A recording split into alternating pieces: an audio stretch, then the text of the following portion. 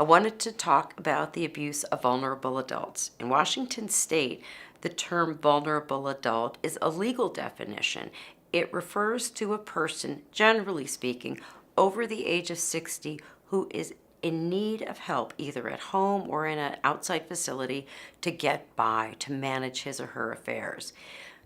In my world, there are two kinds of people who take advantage of seniors. Many seniors have assistance from their family. Their family members serve as their caretakers or hold powers of attorney. And over time, it's not at all uncommon for these people to use their powers of attorney in ways that are not legal. For example, your mom asks you to go to the grocery store for her, and you know you're going to have some friends coming over. You throw a couple extra bottles of wine on the conveyor belt, and you pay the grocery bill out of your mom's money. That's illegal.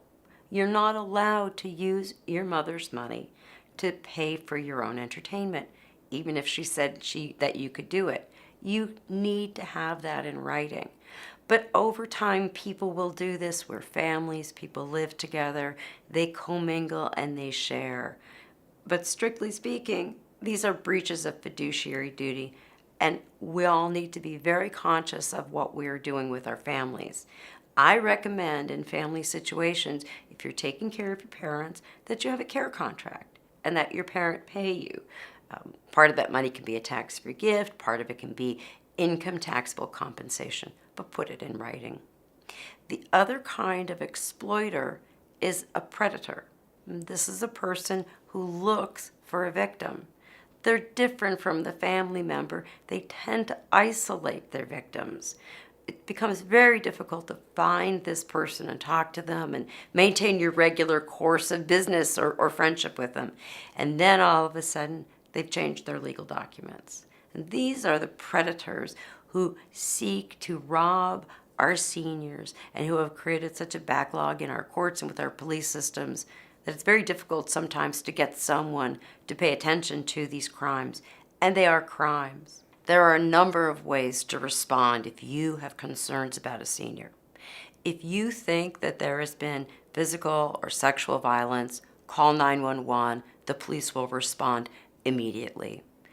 If this is a situation of financial abuse or exploitation or emotional isolation and abuse, you have two options.